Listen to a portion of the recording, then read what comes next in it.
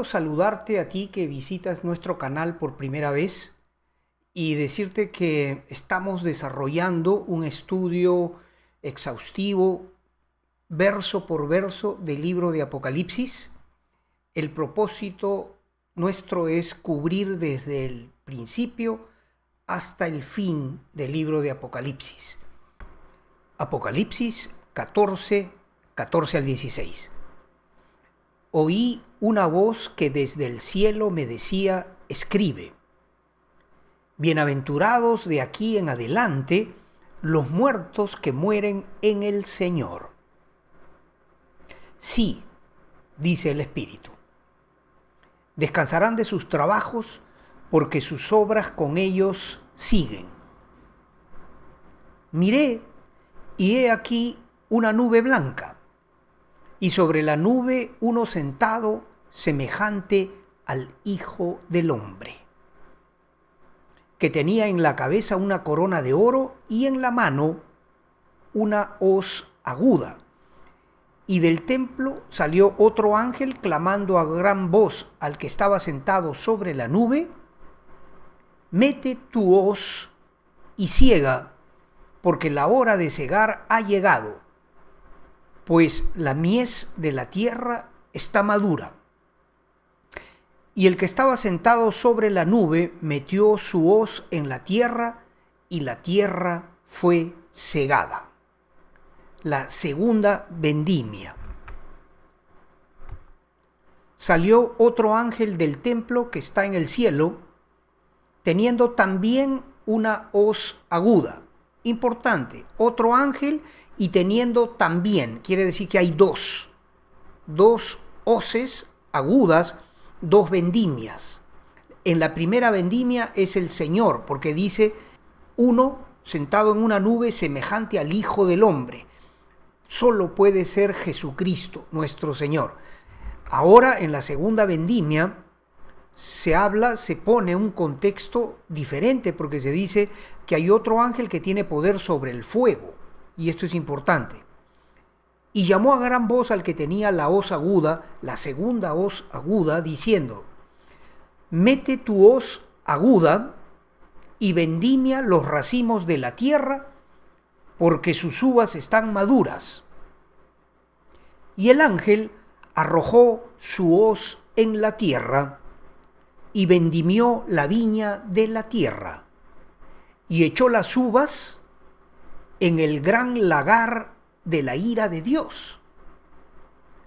Y fue pisado el lagar fuera de la ciudad, y del lagar salió sangre hasta los frenos de los caballos por 1600 estadios.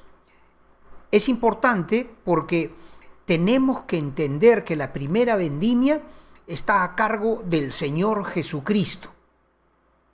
Y el contexto, el fondo, el escenario que se pinta, que se muestra, que se establece para esta primera vendimia es: bienaventurados los que mueren en el Señor. Es para ellos esa vendimia.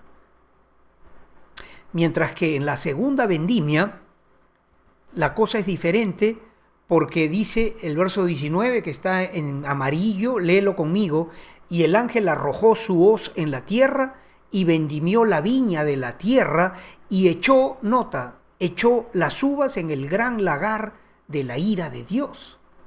¿Te das cuenta la diferencia entre las dos vendimias? La primera es la de Cristo. El Señor Jesús recoge a los suyos. Aquí está. Mientras que la segunda es otra vendimia, otra hoz a cargo de un ángel que arroja su hoz aguda sobre la tierra, recoge las uvas y las echa en el lagar de la ira de Dios. Completamente diferente. Porque dice: fue pisado el lagar fuera de la ciudad. ¿Te das cuenta? Ese es otro ingrediente importante. Fue pisado el lagar fuera de la ciudad, no adentro de la ciudad. Dentro de la ciudad están los redimidos de Cristo. Fuera de la ciudad están los que se perdieron, los que no encontraron la salvación, los que rechazaron la luz del Evangelio. Y esos son los que son echados en el gran lagar de la ira de Dios. Es tan importante esto de entender las dos vendimias, la primera y la segunda, que son diferentes, que Dios ha querido repetirlo muchas veces en todas las Escrituras.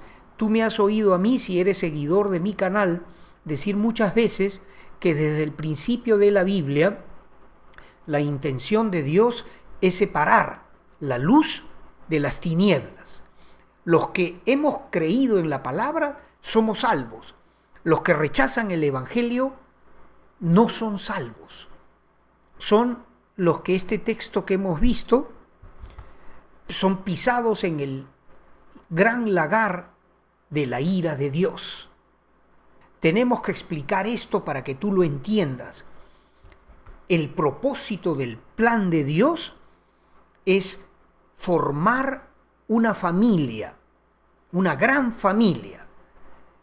Todos los que vamos a heredar el reino de Dios, la gloria de Dios, la vida eterna, la verdadera iglesia de Jesucristo, a eso me refiero, somos los que hemos aceptado a Cristo, los que nos hemos arrepentido de nuestra manera de vivir antigua, pecaminosa, y hemos aceptado a Cristo en el corazón para ser guiados por la preciosa palabra de Dios y vivir de acuerdo a los estatutos del Señor. Así que Dios tiene dos grupos, las ovejas y los cabritos, en forma figurativa. Dios habla de los sabios y de los necios. Habla mucho, por ejemplo, en el libro de Proverbios. ¿Cómo es que camina un hombre y una mujer sabios? ¿Cómo caminan?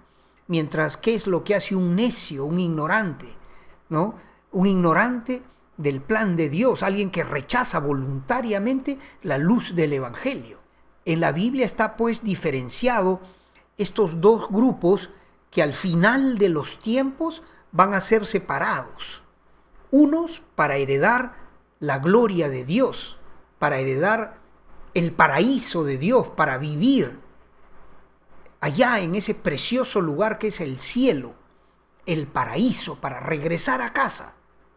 Y otros que prefirieron darle la espalda a Dios y burlarse de estas cosas que nosotros compartimos, lamentablemente van a ser arrojados fuera de la ciudad santa de Jerusalén. No van a ser parte de la familia de Dios. Y todo esto que estamos haciendo nosotros, estudiando la palabra de Dios, es para que aquellos que todavía no están, probablemente algunos de los que ven estos videos, todavía no están bien empapados de la palabra de Dios, sino que han tenido toda su vida una religión ciega, ignorante. No tienen todavía, muchos de los que ven estos videos, probablemente tú podría ser tu caso, pues gloria a Dios que ahora tienes la oportunidad de entender mejor el plan de Dios y gracias a la revelación que Dios nos da, encaminar tus pasos en la senda que conduce a la vida eterna. Porque son dos los caminos que hay, dos caminos.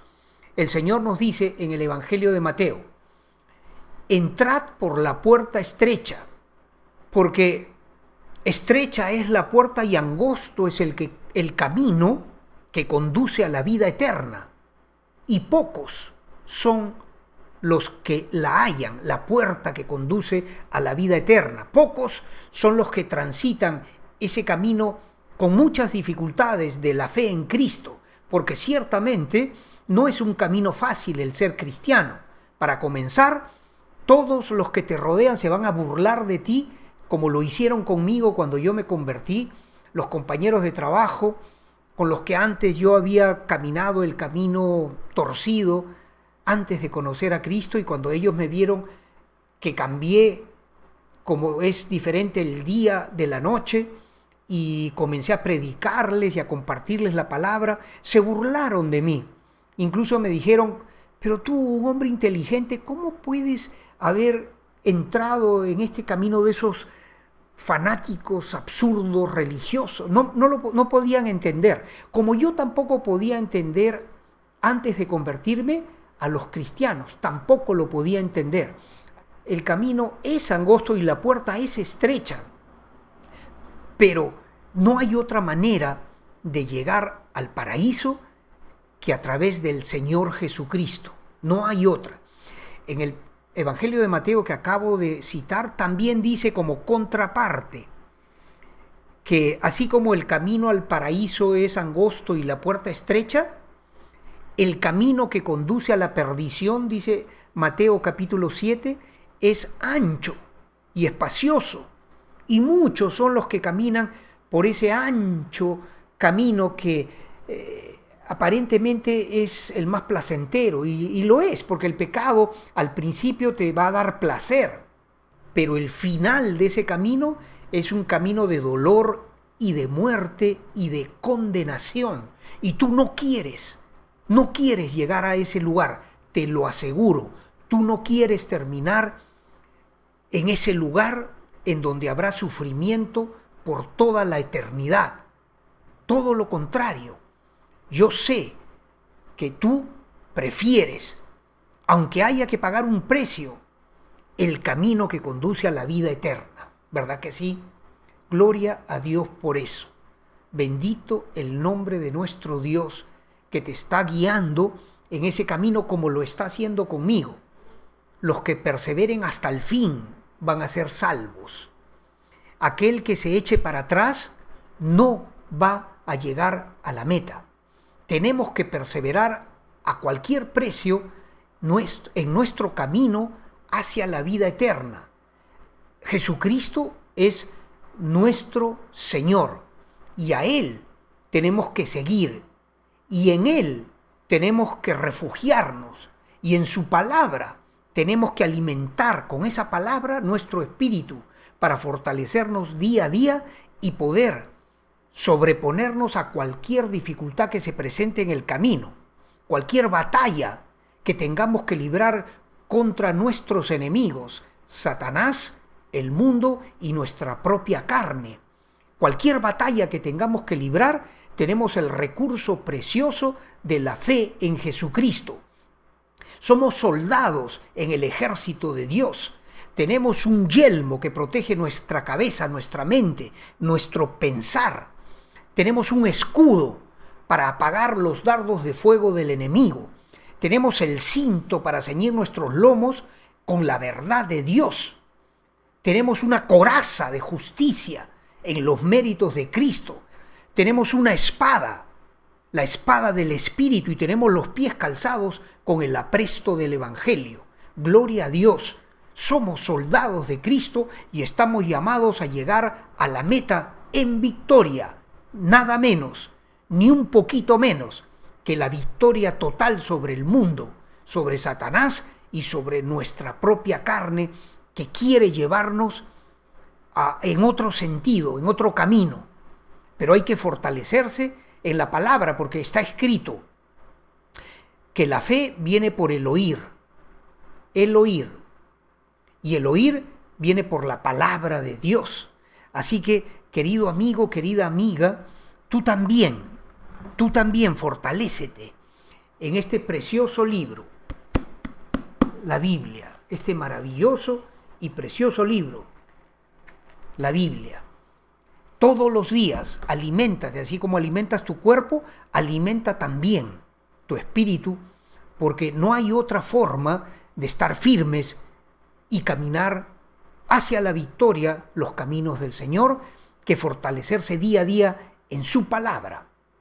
Si tú dejas la palabra, vas a estar expuesto a un león rugiente que está buscando, está caminando, viendo a quién devorar. Satanás, el enemigo de Dios y el enemigo nuestro.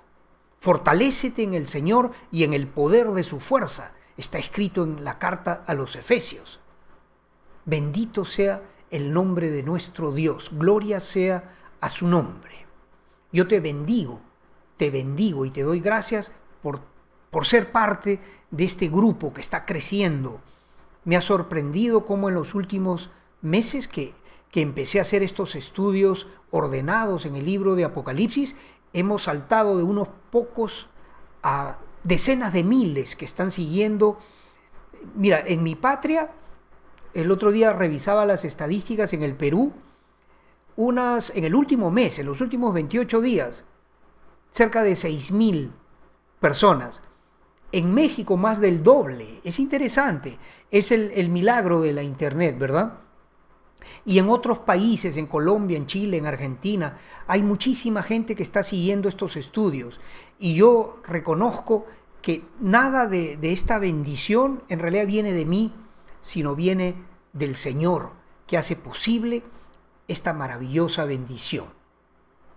Gracias pues. Dios te bendiga, Dios te proteja, Dios te ayude en todas tus necesidades, como lo deseo para mí también, que yo también tengo mis propias batallas, mis propias luchas que dar, así como tú. Dios te bendiga y si Dios lo permite, te veo en la próxima oportunidad. Amén, gloria a Dios.